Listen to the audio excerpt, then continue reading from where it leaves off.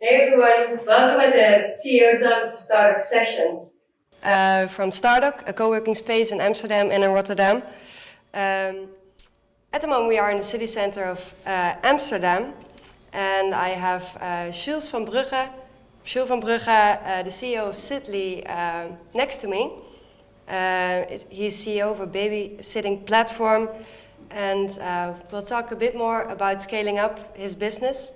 As I already said, he's a former docker, and maybe you can introduce yourself. Yeah, sure. Well, you already announced my name. So I'm the founder indeed of Sidley.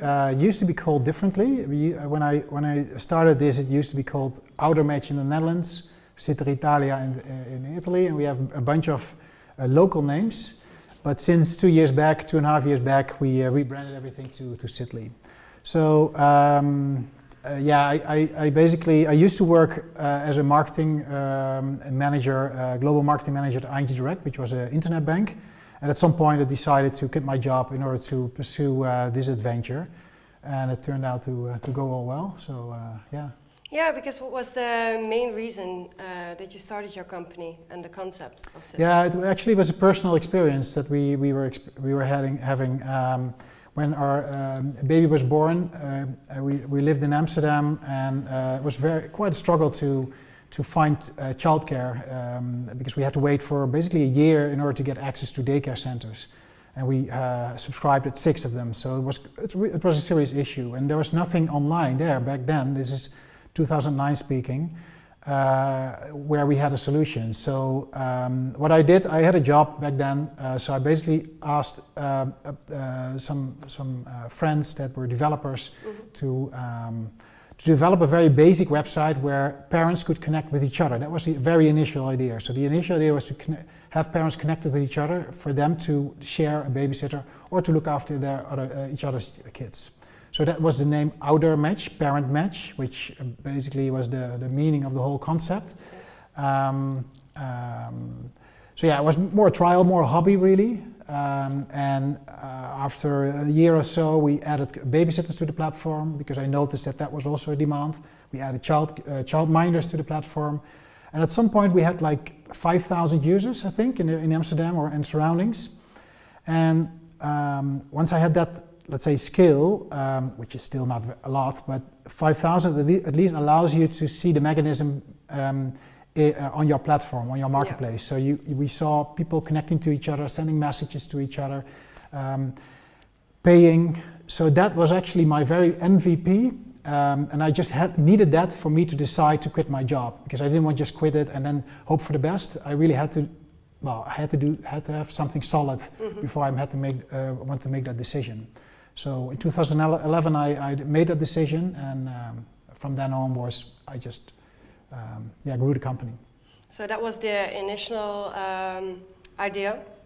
What's the idea nowadays then behind Sidley? Yeah, actually the idea in itself is not very different. So it still allows you as a parent to find a babysitter or a childminder. We left the idea of connecting parents with each other because that was a very niche need. The main demand was in the childcare area. So really finding somebody who would take care of your kids. So in that sense, the basics are still there, but obviously it has developed, and the platform has been more scalable, and many more improvements. But the idea is still there. It's still the same practically. Yes, basically. And when you decided to leave your own job to fully put your focus on Sidley, how did you turn the initial idea into a full business? You had already a skill of 5,000? Yeah, so I earned literally then 500 euros a month when I quit my job, so it was not a lot. So I obviously had to, needed some money in order to pay my mortgage and all the rest that needs to be paid.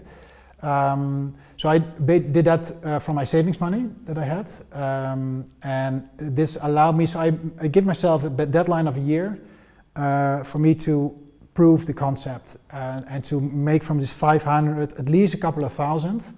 So I didn't have a clear deadline, but I want to be self-sustainable at that point. So I gave myself a year in order to achieve that. That was actually, I never got to that evaluation because it already grew like quite well. So yeah, but the biggest is, so I can advise everyone else who is in a job and has this passion of starting a business. I would always try to do something, if you're able to do so, try to do something or create an MVP along your job, because it really stretches your horizon and trial period. Yeah. Because it took me 2 years in order to tweak it and understand how it all worked. And then I still had only 500 euros turnover a month. So, but it really allowed me to test this MVP and also give me the courage really to quit that job. Okay.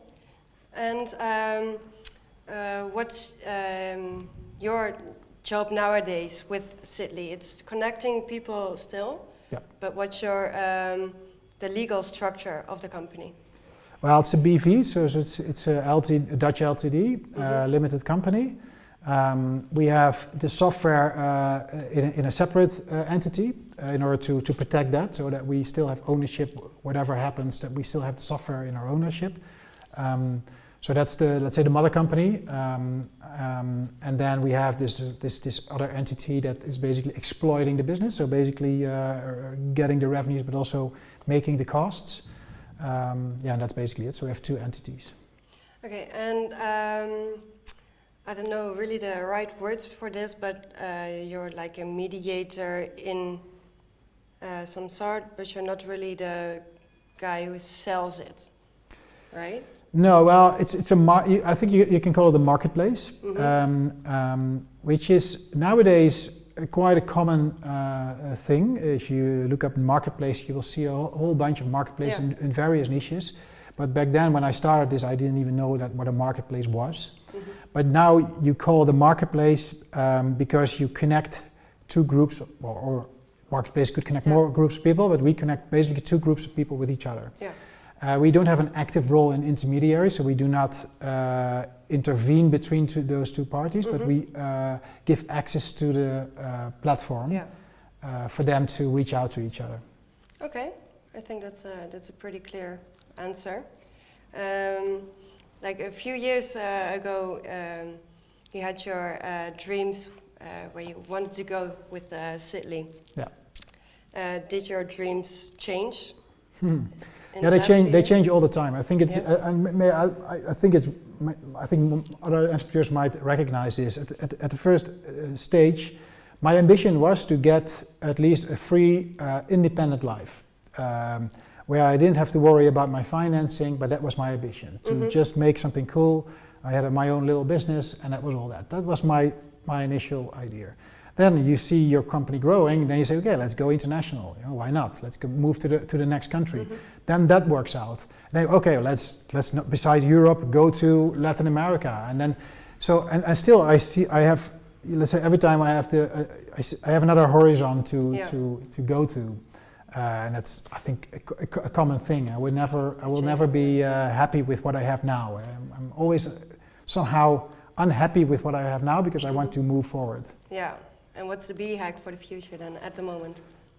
Yeah, B-hack, if you ask me what is the B-hack for the next 3-4 years, I would say let's go to 20 million users. We have now 4 million, so it's still quite a distance. Yeah.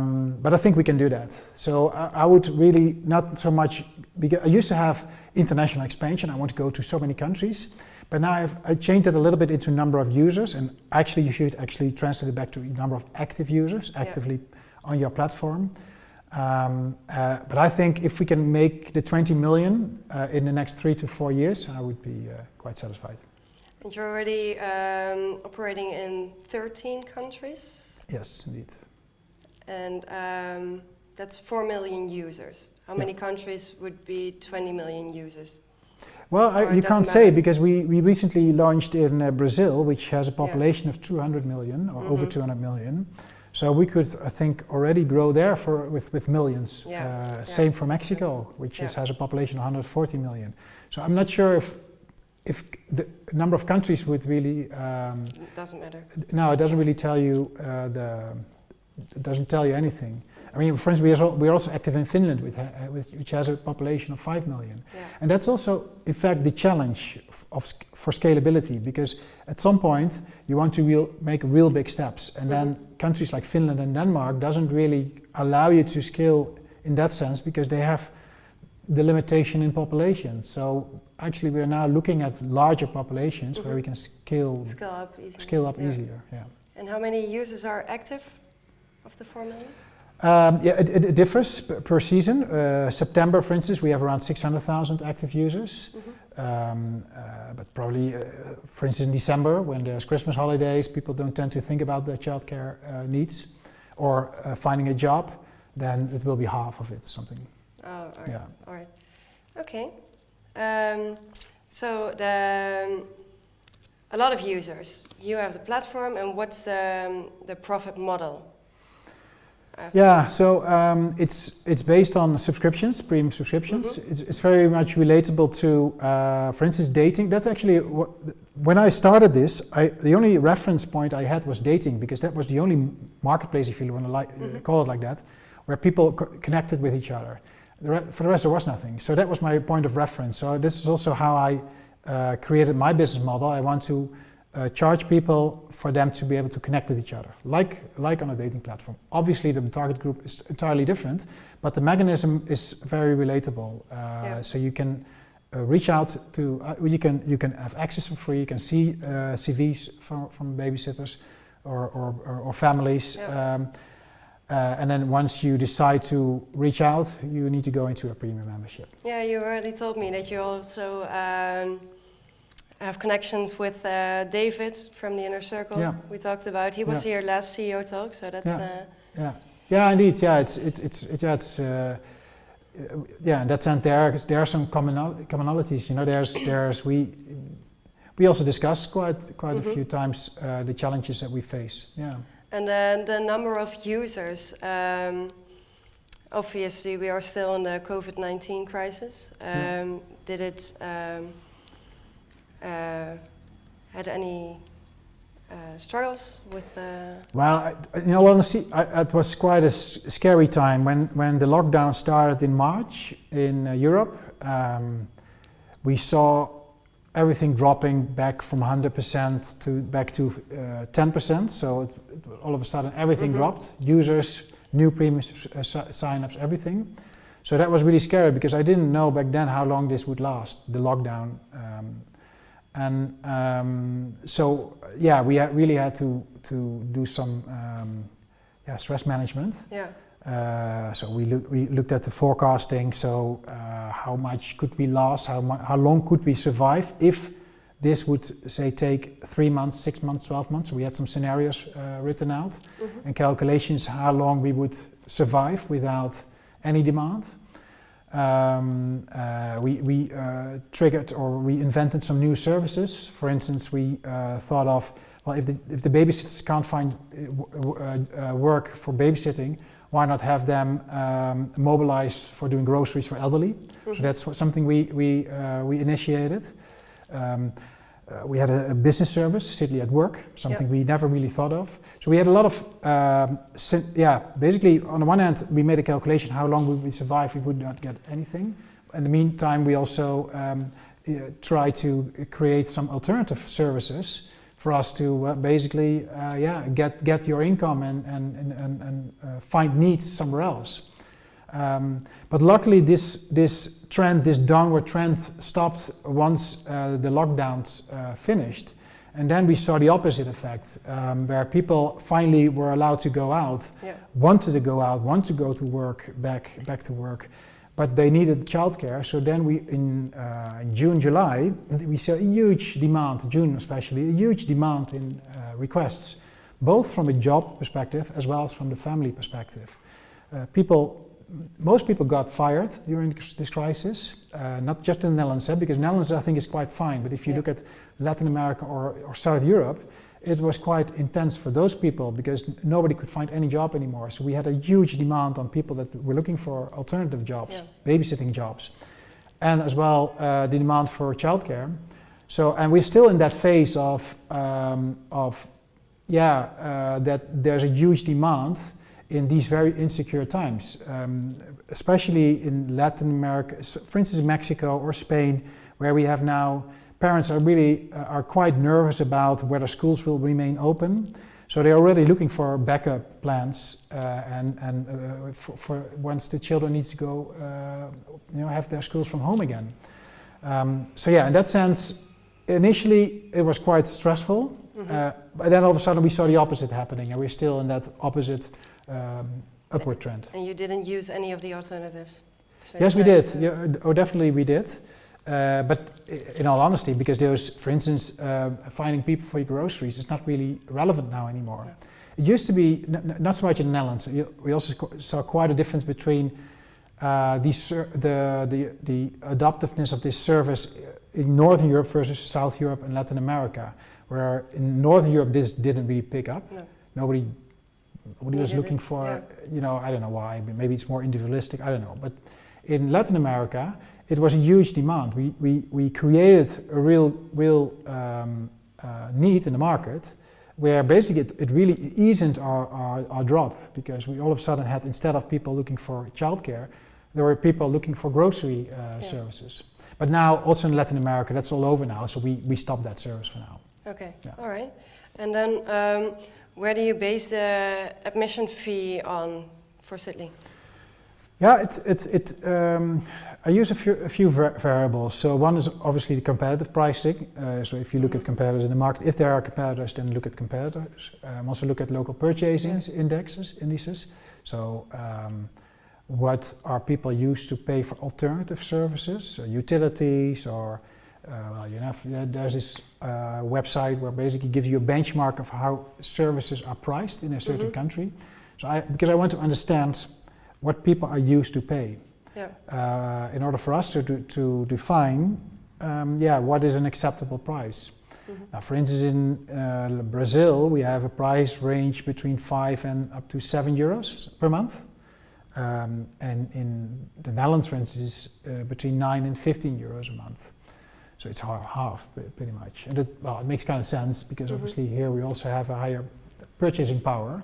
But that's what we do in the beginning, and at some point we're going to test pricing and see what the optimum price is. Yeah, do you have a lot of competitors?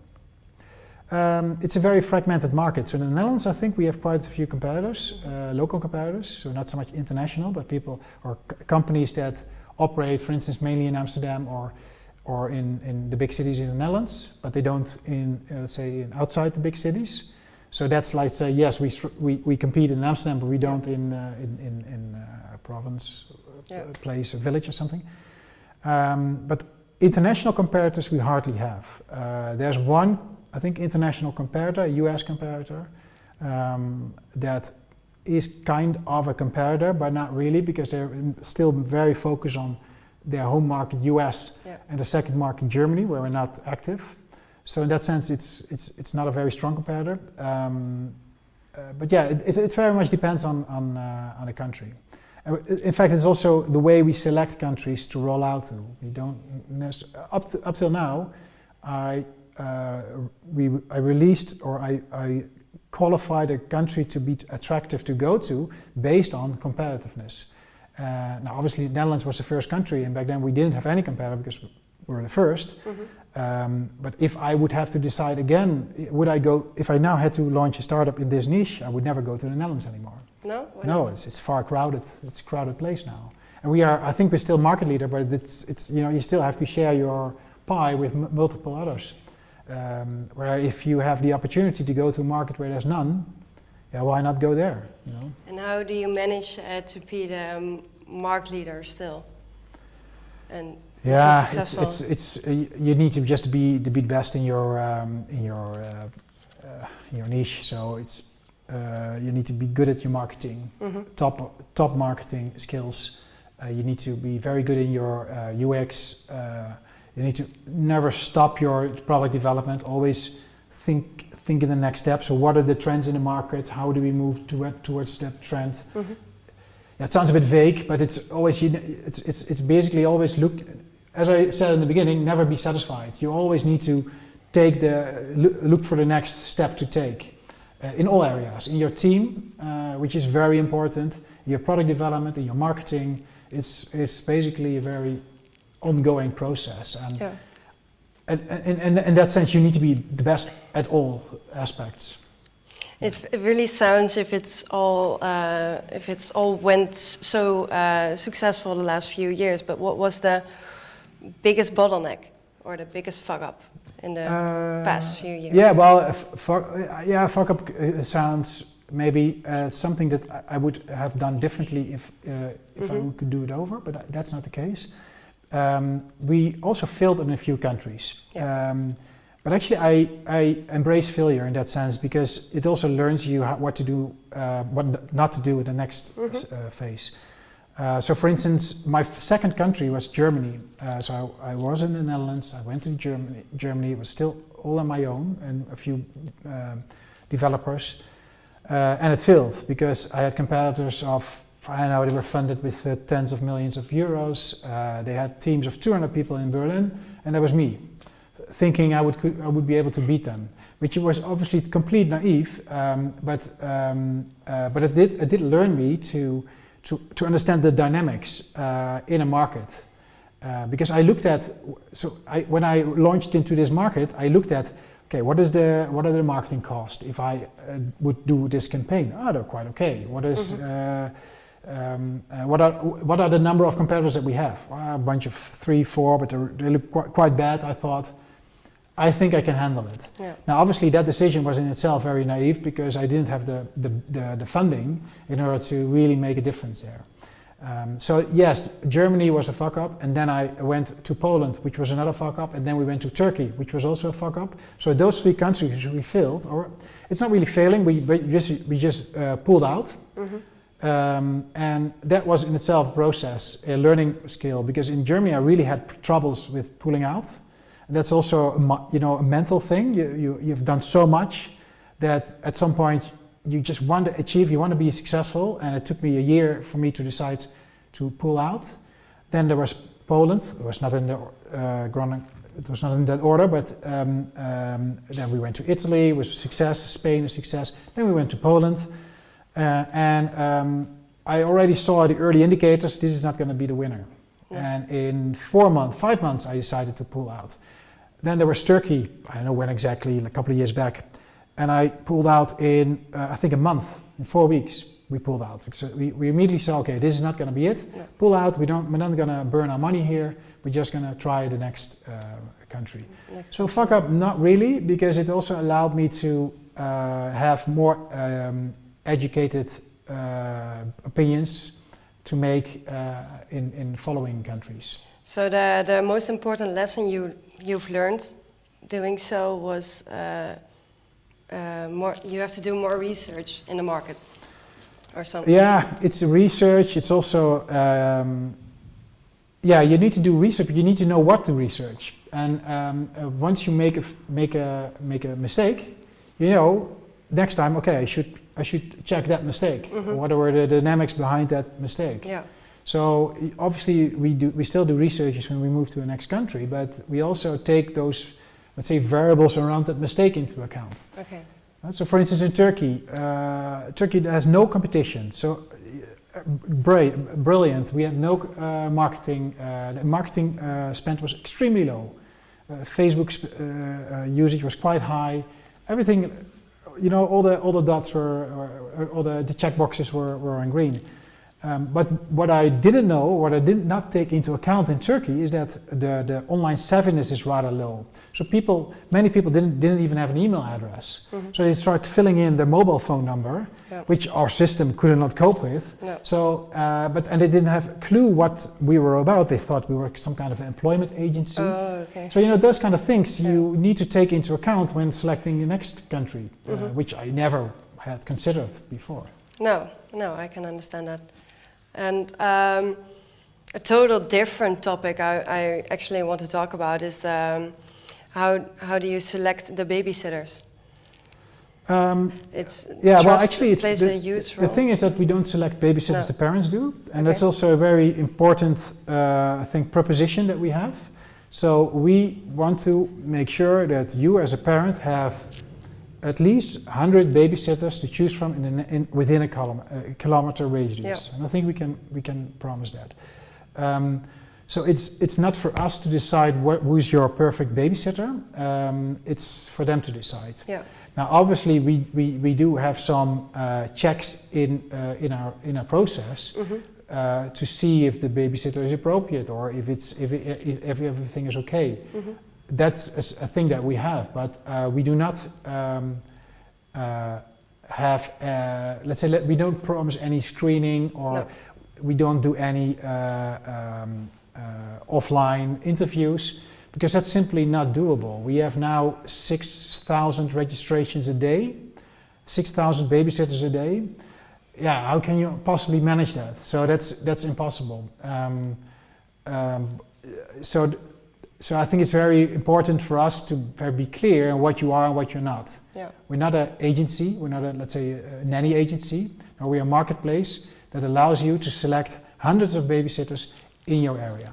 Yeah, and you have to choose yourself. Exactly. And how do you roll with the trustworthy topic? Yeah, well, trustworthiness, of course, is a very hot topic, and it's something that we really want. It's one of the most important things in our business, I think, to be trustworthy. And there are two ways of doing so. One way is, as I just explained to you, to be very explicit what we are. Don't guarantee. Yeah, the babysitters around you are the best match. We have interviewed them. We've done everything we could. No. So in that sense, we need to be very transparent, and we are, I think, on our websites. On the other side, we also need to just do some basic checks. Now, I'm not going to tell you all the checks because I don't think that's appropriate. But for instance, an example that we do apply is we screen a photo on the quality. A photo obviously is very important. It's the first impression.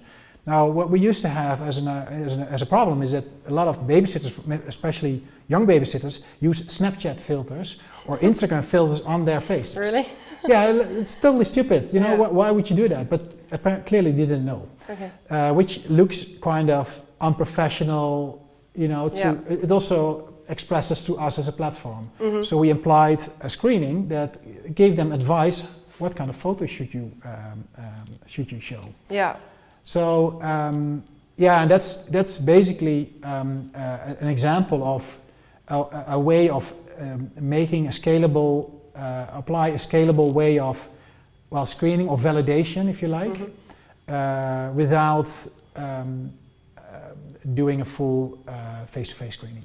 Do you have like a template on your website which babysitters who'd like to work for you can use as a CV or something like that, or? Well, they go through a menu. When they subscribe, they go through a menu. They tell about their past experience. They tell about what kind of age category experience do they have, how many years of experience do they have. They add references. They show recommendations of other parents. So it's a very much social proof, not only social. So we help them filling in a CV by asking them very explicit questions. And on the one hand, we want to also have a social proof there, which basically means that other families are giving their reviews on about this babysitter. And then the parents can click on the babysitter they'd like, and then how do you control that they answer the right questions? Is that mandatory or only visible for the parents and the babysitter? What do you mean? If it's mandatory during the registration process? Yeah, the conversations between the babysitter and the parents. Yeah, we do not interfere in those conversations. Okay.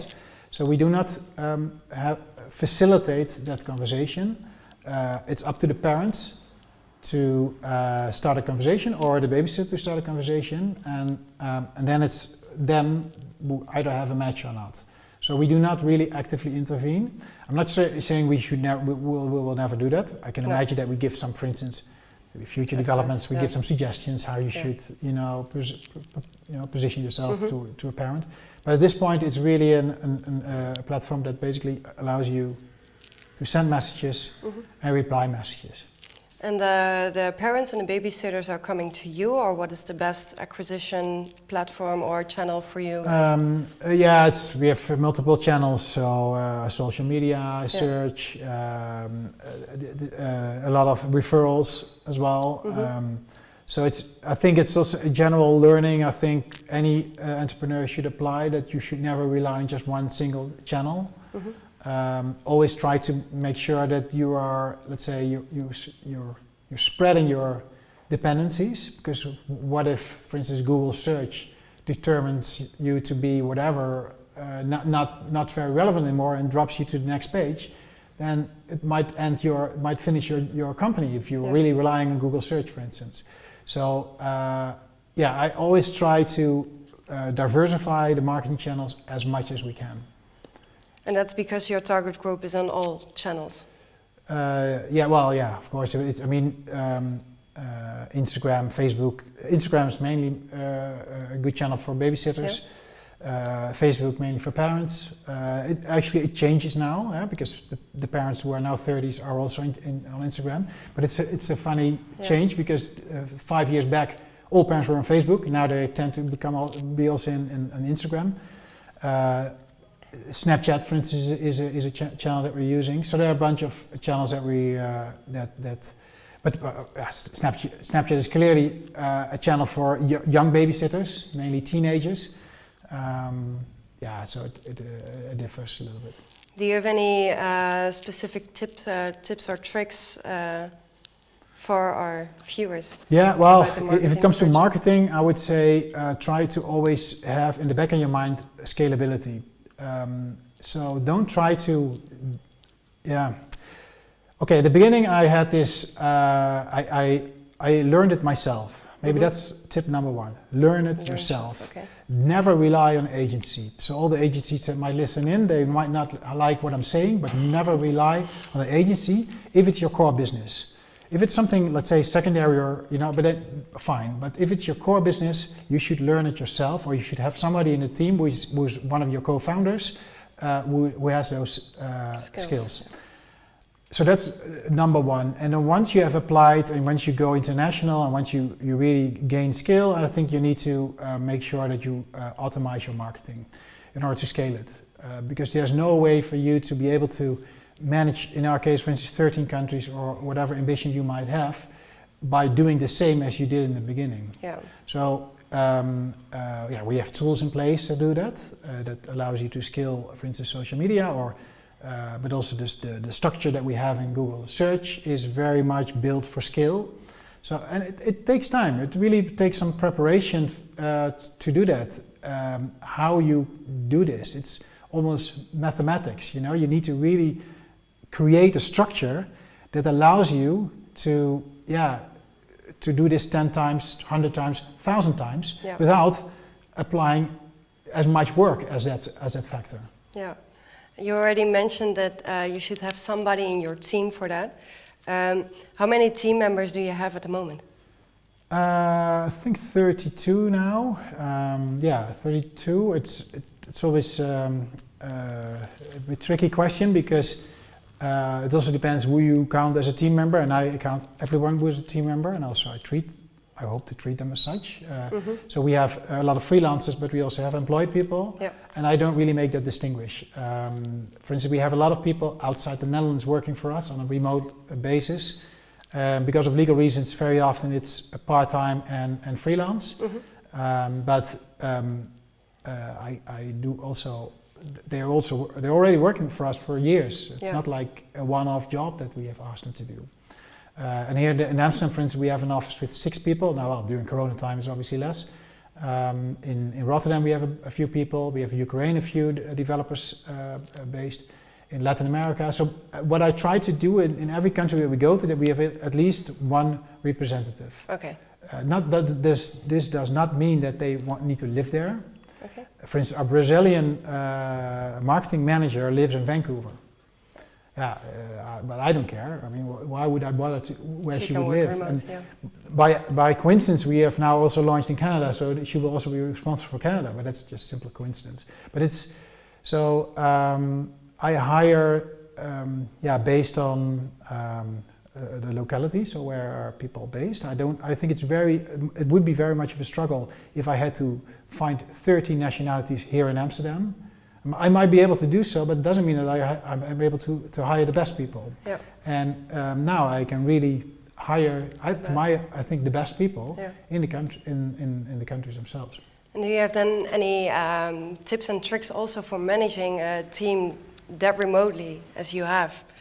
I think hiring a certain type of people is number one, because I don't feel myself to be a manager, in all honesty. I think what I'm good at is to hire the right people, if I may say this, because I think it's important that you hire people that are independent and self-motivated. Mm-hmm. And if you're able to achieve this, then there's little management involved. Of course, I need to create the priorities and set the line, the goals where we need to go to, but I do not really intensively manage them. And this is also, I think, a culture at Sidley that it's not very much of a top-down culture. It's very much bottom-up. People are basically responsible for their own work, for their own achievements. So it's not something that I say, okay, you should do this and this and this mm-hmm. week. I don't even check when they're working. Nope. And honestly, I don't even care. If they work in the morning, late evening, or they don't work today, I don't really care. If you're in support, yes, you need to answer you need to be on top of the questions that we get. But in all other areas, if you work rather on Sunday than on Monday, then I'm fine with that. Who am I to tell that you are better to work from 9 to 5 on a Monday and Tuesday? Mm-hmm. And you started here at Stardock downstairs. And how many team members did you have when you moved out? Gee, I have no idea. I think the half of what we have now. I have no idea. Yeah, probably a bit less, 12 or something. Mm-hmm. I never really. I always find it very hard to say how many people are you working with, because I know them all by name, but I never see them all together. No, I never have counted them. So I always look at Slack. How many people are in the general channel, and I think we have 32 people. Yeah, the money. Yeah. So what do you miss the most about Stardock? What I like about Stardock is the personal touch, at least in this building, where it's a very informal, relaxed atmosphere mm-hmm. that I really like.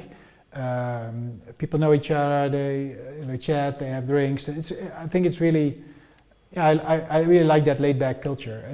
I think it differs a little bit once you become bigger. You also move to an office that allows you to have facilities that are meant for bigger companies. That it gets a little bit more impersonal. Yeah. But that's what it is. That's the journey. I don't know. But I really like once you're small that you just hang around with fellow entrepreneurs or people that like the same stuff and have drinks and just have fun. Yeah, I really like that here. Just have fun. Yeah. I think that's a nice way to wrap it up. Yeah. I totally agree with that. And I was very happy that you were here. Thank you for your time. You're welcome. For your story and for your tips and tricks. I hope they also enjoyed it. So please leave your feedback down in the comments below on our social media channels. You can also watch it on YouTube or Instagram or Facebook and follow us over there. Thank you, and hope to see you soon again. All right, thank you.